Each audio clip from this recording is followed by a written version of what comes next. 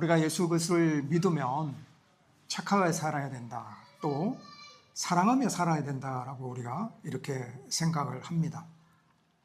보통 사람들도 그렇게 이야기를 합니다. 교회 다닌다 그러면 착하게 사는 사람, 또 사랑하며 사는 사람, 이렇게 시선으로 바라봅니다. 물론 이렇게 착하게 살아가고 사랑하며 살아가는 이런 모습도 참 아름다운 모습이지만, 그런데 이런 생각은 세상의 종교나 도덕에서 가르치는 것이지 기독교의 가르침은 아닙니다. 기독교는요, 우리로 하여금 착하게 살아야 돼, 사랑하며 살아야 돼, 이렇게 가르치는 종교가 아니고, 기독교는 뭐냐면 아예 본질이 바뀌어지는 것을 의미합니다. 예수 믿는 사람이 되었으니 착하게 살고 사랑하며 살아야 한다가 아니라, 예수 믿게 되었으니 이제는 우리가 하나님의 거룩한 자녀다라고 이야기합니다. 근본적으로 바뀌어버렸다라고 이야기를 해요. 하나님의 자녀가 되었으니 이제는 하나님의 자녀답게 살아야 된다라고 이야기합니다. 그래서 하나님의 자녀답게 살려니까 착하게 살아야 되고 사랑하며 살아야 되는 거예요. 근데 놀라운 것은 이것이 우리의 의지로 되어지는 일이 아니다라는 사실이에요. 우리가 노력하는 것으로 할 수 있는 일이 아니다라고 이야기합니다. 우리가 근본적인 변화로 말미암아, 다시 말해서 우리가 하나님의 자녀가 됨으로 말미암아 자연스럽게 나타나는 삶의 모습이, 이런 하나님의 자녀다운 삶의 모습이 나타나게 된다는 겁니다. 김동인 작가가 쓴 발가락에 닮았다라는 단편 소설이 있습니다. 이 소설의 주인공은 아이를 가질 수 없는 그런 몸의 상태가 되었는데, 아내가 임신하고 아이를 출산하게 됩니다.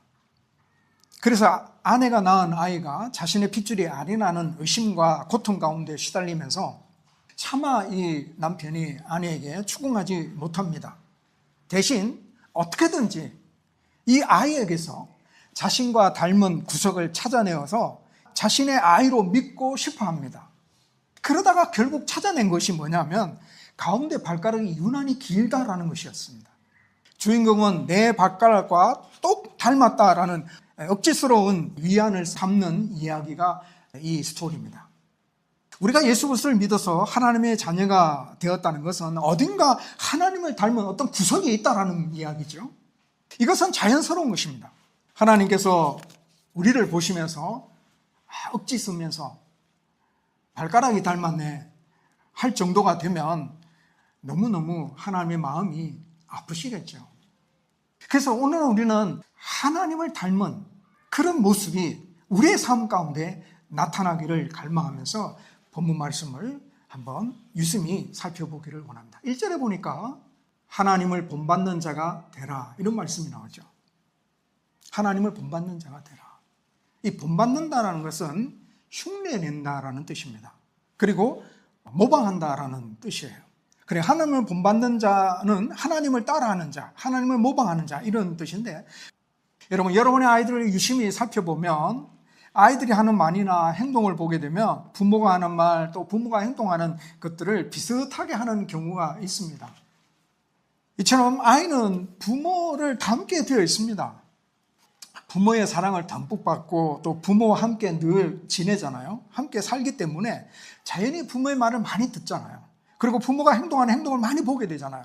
그러면서 자신도 모르게 그것을 따라하게 된다는 것이죠. 흉내내게 된다는 것이죠. 우리의 신앙생활도 마찬가지입니다. 우리가 하나님의 사랑을 깊이 경험하게 되고 하나님과 친밀하게 동행하는 삶을 살아가다 보면 자연스럽게 하나님을 닮아가는 삶의 모습이 나타나게 되어 있어요. 억지로 하려고 하지 않아도 자연스럽게 나타나는 그런 삶의 모습이 있어요.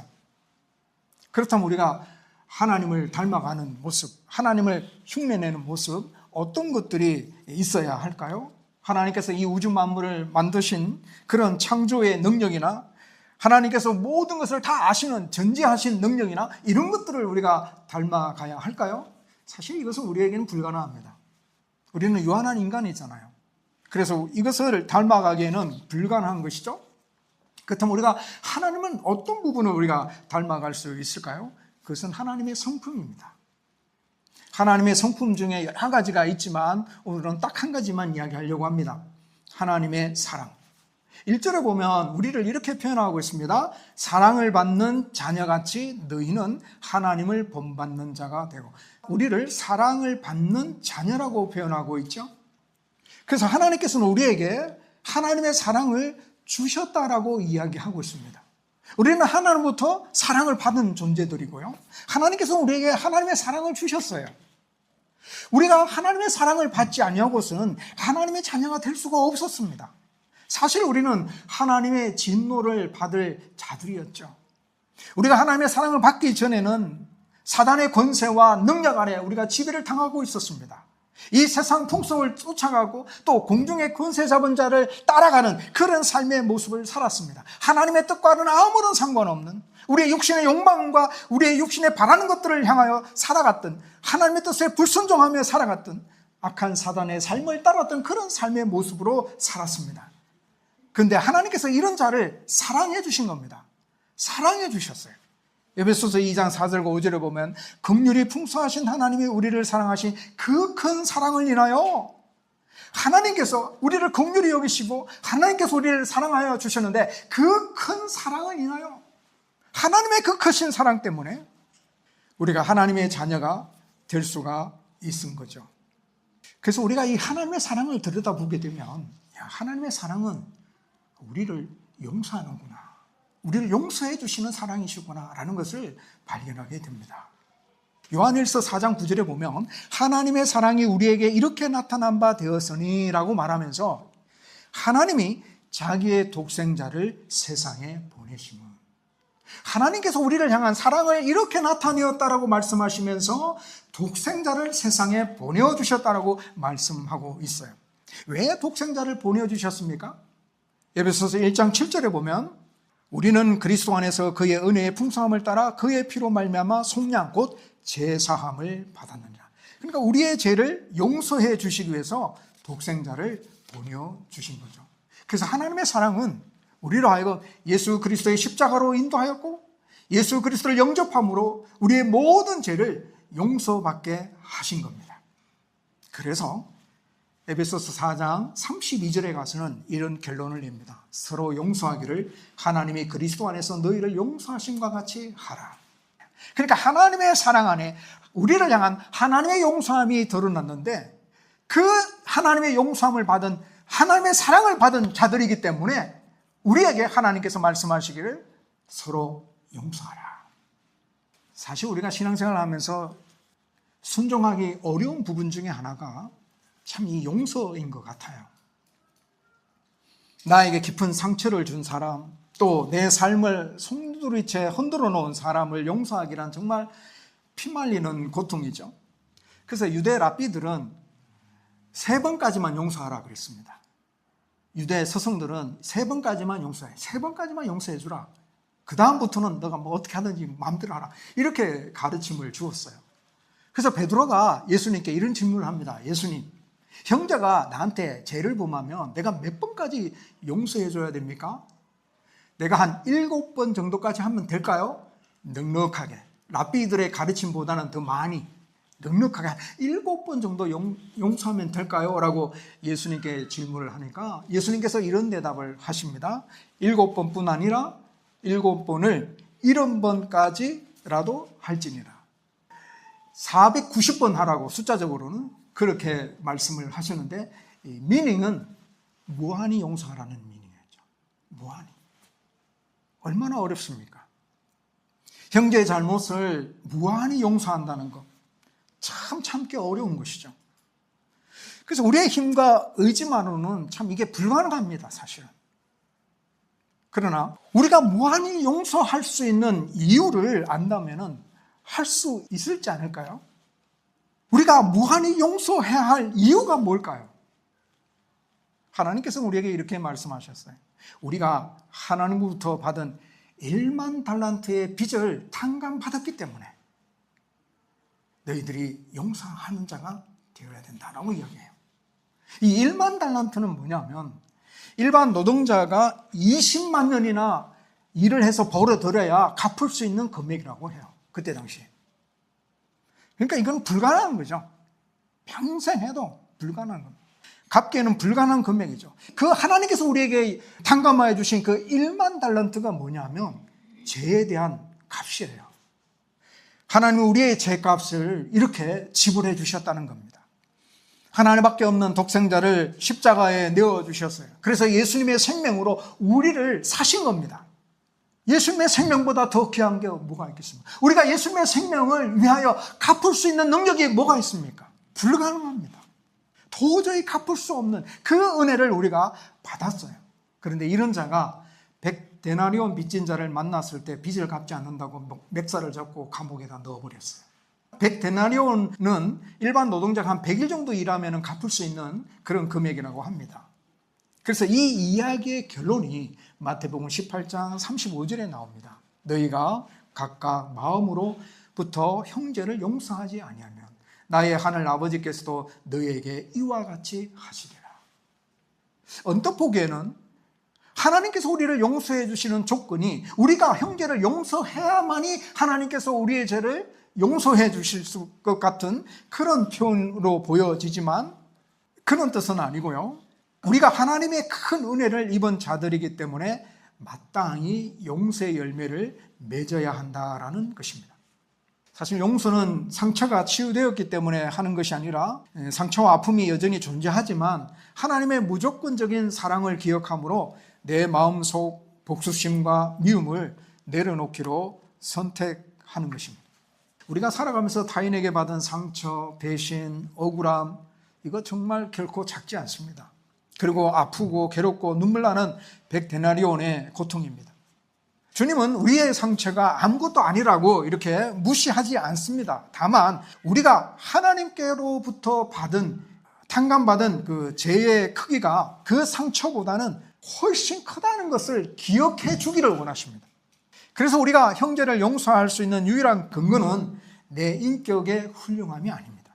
내가 먼저 십자가로 인하여서 1만 달란트 탕감받았다라는 하나님의 은혜를 깨닫는 것이에요. 하나님의 은혜의 샘물이 내 안에 차고 넘칠 때 내게 상처 준 이들을 용서할 수 있는 겁니다.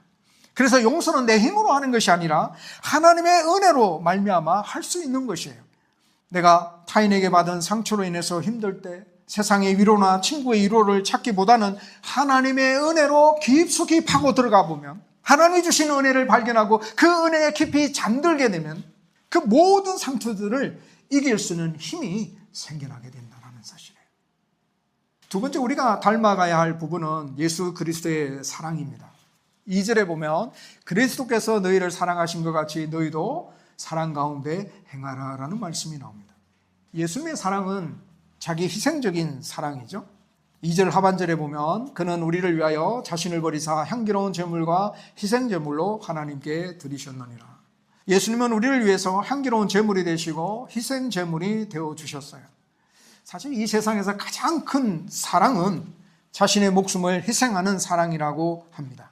예수님께서도 이런 말씀을 하셨어요. 요한복음 15장 13절에 보면 사람이 친구를 위하여 자기 목숨을 버리면 이보다 더 큰 사랑이 없나니. 예수님은 우리를 위해서 자신의 생명을 십자가에 내어주셨기 때문에 가장 큰 사랑을 우리에게 행하신 겁니다. 그래서 예수님은 희생적인 사랑을 우리에게 행하셨는데 우리가 예수님을 닮아간다면 우리 또한 이와 같은 사랑을 행할 수 있어야 할 텐데 그러면 우리가 할 수 있는 희생적인 사랑은 어떤 것이 있는 건지 예수님께서 제자들에게 직접 가르쳐 주신 사건이 하나 있습니다. 요한복음 13장에 보면 예수님께서 유월절 전에 마지막 제자들과 함께 만찬을 하시는 장면이 나오는데요. 이때 당시에 유대 사회는 지리적인 환경 때문에 굉장히 건조하고 먼지가 많아서 사람들이 가죽으로 된 샌들을 신고 다녔어요. 그래서 외출 후에 집에 돌아오면 발이 더럽잖아요. 그래서 씻어야 되는 그런 어려움이 있는데 이 손님을 초대하게 되면 발이 더러우니까 발을 씻어야 되거든요. 그래서 손님을 위해서 발을 씻을 수 있는 물을 이렇게 준비를 합니다. 타인의 발을 씻어주는 경우도 있기는 있는데요. 발을 씻어주는 사람은 그때 당시에 모든 사람이 그렇게 한 건 아니고요. 사회적인 신분이 가장 낮은 이방인의 노예가 발을 씻어주는 그 역할을 했습니다. 유대인의 노예도 있는데 유대인의 노예는 이런 것들을 하지 않았다고 해요. 그러니까 얼만큼 상대방의 발을 씻어주는 일들이 얼마나 낮은 위치인지를 우리에게 보여주는 포인트죠. 예수님과 함께하는 이 만찬의 자리에서 제자들은 관심이 이제 누가 크냐 이거예요. 이 중에 제자들 중에 누가 가장 크냐 서열 다툼을 하고 있었어요. 서로가 높아지려고 하는 그런 눈치 싸움을 하고 있는 상황에서 누구도 물을 떠와서 발을 씻을 수 있는 물을 제공하지 않았던 거예요. 이런 상황에 예수님께서 일어나 겉옷을 벗으시고 대야에 물을 담아 제자들의 발을 씻기시는 모습을 봅니다. 그러면서 마지막에 예수님께서 이런 말씀을 하십니다. 요한복음 13장 14절 15절에 보면 내가 주와 선생이 되어 너희 발을 씻었으니 너희도 서로 발을 씻어주는 것이 옳으니라. 내가 너희에게 행한 것 같이 너희도 행하게 하려 하여 본을 보였노라. 예수님께서 종의 모습으로 스스로 낮아지셔서 제자들의 발을 씻기시면서 희생적인 사랑을 가르치신 거예요. 우리는 이런 부분에 있어서 예수님을 닮아갈 수 있습니다. 예수님을 닮아서 낮은 위치에서 희생적인 사랑으로 서로를 섬기는 모습을 공동체 안에 나타낼 수 있게 되기를 간절히 소망합니다. 자, 우리가 하나님의 사랑과 이 예수님의 사랑을 보게 되면 남을 살리는 모습이고 또 희생적인 그런 사랑의 모습이지만 반대로 가짜 사랑이 있습니다. 나를 채우기 위해서 남을 착취하는 그런 가짜 사랑이 있는데 이 사랑이 왜곡되어서 나타나는 두 가지 죄를 바울이 언급하면서 이것을 우리의 삶 가운데 제거해야 된다. 이것을 제거해야 하나님을 본받는 자의 삶을 살아갈 수 있다라고 이야기를 합니다. 첫째는 3절에 나옵니다. 음행과 온갖 더러운 것과 탐욕입니다. 음행은 합법적인 결혼 생활 외에 빚어지는 모든 성적 부도덕함을 의미합니다. 더러운 것은 도덕적으로 영적으로 불균함이나 오염을 뜻합니다.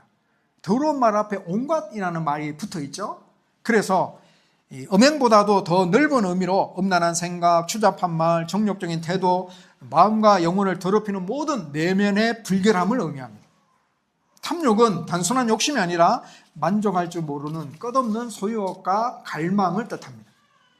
이러한 것들의 공통점은 나의 만족을 위해서 타인을 희생시키는 것이죠. 나를 채우기 위해서 남을 이용하는 모습입니다. 그런데 놀라운 것은 이러한 것들이 5절에 가서는 우상 숭배라고 말합니다. 구약 성경에 보면 10계명이 1계명과 2계명이 우상에 대한 이야기예요. 1계명은 하나님 외에 다른 신을 두지 말라. 하나님 외에 다른 신을 믿는 것은 우상이다. 그리고 어떤 재료를 사용해서 돌이나 나무나 금이나 은이나 이런 것들을 사용해서 어떤 형상을 만들어서 그것을 섬기는 것, 불상이나 초상화나 어떤 형상을 만들어서 섬기는 것 우상이다라고 이야기합니다. 이게 구약에 나타난 우상에 대한 이야기인데 이것이 신약으로 넘어오게 되면 우상 숭배의 범위가 넓어져 버려요. 마음에서 나오는 악하고 나쁜 생각, 이를 입으로 말하는 것, 그리고 실행에 옮기는 것, 이런 것들을 다 우상 숭배라고 이야기합니다. 골로새서 3장 5절에 보면 그러므로 땅에 있는 지체를 죽이라 곧 음란과 부정과 사욕과 악한 정욕과 탐심이니 탐심은 우상 숭배니라. 언뜻 보면은 탐심만 우상 숭배라고 말하는 것처럼 보여지지만 탐심의 열매가 이게 전부 다입니다. 음란, 부정, 사욕, 악한 정욕. 탐심의 열매가 이런 것들이 주렁주렁 매달려 있는 거예요. 탐심에서 나옵니다.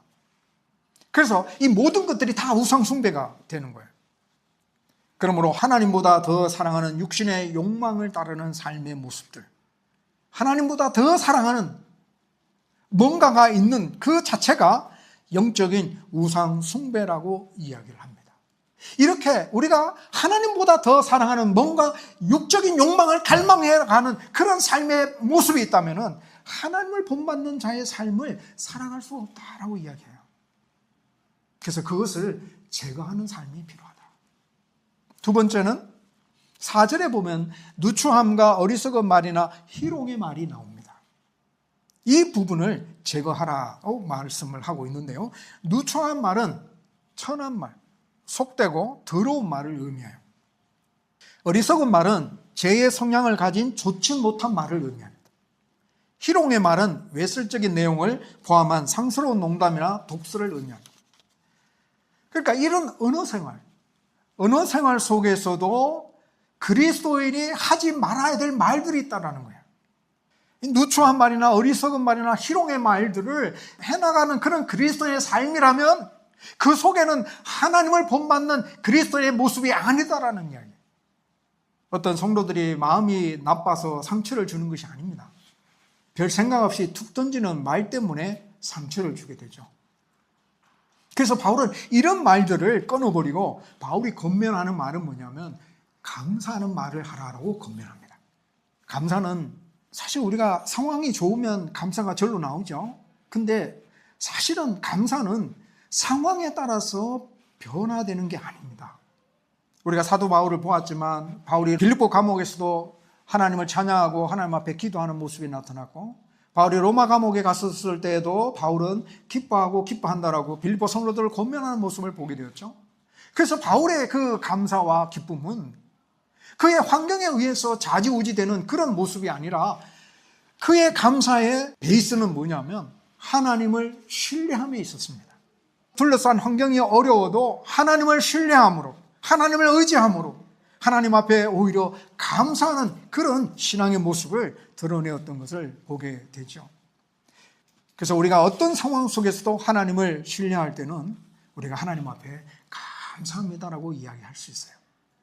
원망과 불평이 나오는 그런 환경일 때 하나님을 신뢰함으로 감사하는 말을 하게 되면 하나님을 닮은 그리스도인의 모습이 나타나게 되는 거예요. 말씀을 맺습니다. 하나님이 우리를 보실 때 여러분 어디가 닮았다고 말을 할 수 있을까요? 하나님께서 나를 보실 때 어떤 부분이 하나님을 닮았다라고 말씀하실 수 있을까요? 우리는 하나님의 자녀가 되었습니다. 그럼 우리는 자연스럽게 하나님을 닮은 삶의 모습이, 하나님을 닮은 모습이 우리 안에 반드시 자연스럽게 있어야 합니다. 오늘 두 가지를 이야기했습니다. 하나는 하나님의 사랑을 닮아야 됩니다. 우리를 향한 하나님의 사랑은 용서의 모습으로 나타났죠. 하나님이 우리를 사랑하시기 위하여 우리의 모든 죄를 다 용서해 주셨어요. 1만 달란트나 되는 정말 우리가 갚을 수 없는 엄청난 빚을 하나님께서는 우리를 죄를 위하여 다 용서해 주셨어요. 따라서 이 은혜에 깊이 잠기게 될 때, 하나님께서 나를 용서해 주신 그 은혜가 무엇인가를 우리가 깊이 느끼면서 살아갈 때, 우리 앞에 부딪히는 여러 가지 형제의 잘못들, 눈에 거슬리는 잘못된 모습들, 우리 또한 다 용서해 가며 살아갈 수가 있습니다. 두 번째는 예수님을 닮아가는 모습이죠. 예수님의 사랑은 자기 희생적인 사랑이었습니다. 제자들의 발을 씻겨주시는, 그러면서 너희들도 이렇게 하라고 본을 보여주시는 것처럼 우리도 예수님의 사랑을 본받아서 희생적인 사랑으로 우리가 서로 지체간에 섬기는 모습이 풍성하기를 소망합니다. 또한 우리가 하나님의 사랑을, 예수님의 사랑을 드러내면서 잘못된 이 사랑의 모습 나타나는 두 가지 죄. 첫째는 우상 숭배. 하나님보다 더 사랑하는 육신의 욕망을 따르는 그런 삶의 모습들. 육신의 욕망을 제거함을 인해서 우리가 하나님을 더욱 사랑할 수 있습니다. 그리고 또한 우리의 언어의 말의 변화가 필요합니다. 누추함과 어리석은 말이나 희롱의 말을 제거하고 오히려 감사하는 말을 해야 합니다. 골로새서 4장 6절에 보니까 너희 말을 항상 은혜 가운데 소금으로 맛을 냄과 같이 하라라고 했어요. 은혜스러운 말, 덕스러운 말을 하면 주변의 사람들이 하나님을 찬양하는 자리로 인도하게 될 겁니다. 또 우리가 감사하는 말을 하게 되면 내 주변에 불평과 원망이 사라지는 역사가 일어나게 될 것입니다. 하나님의 사랑을 닮아서 형제를 용서하며 예수님의 사랑을 닮아서 낮은 자리에서 희생적으로 사랑으로 공동체를 섬기며 우상 숭배를 온전히 떠나고 늘 감사하는 말을 하여서 하나님을 닮은 하나님의 자녀가 되시기를 주의 이름으로 축복합니다.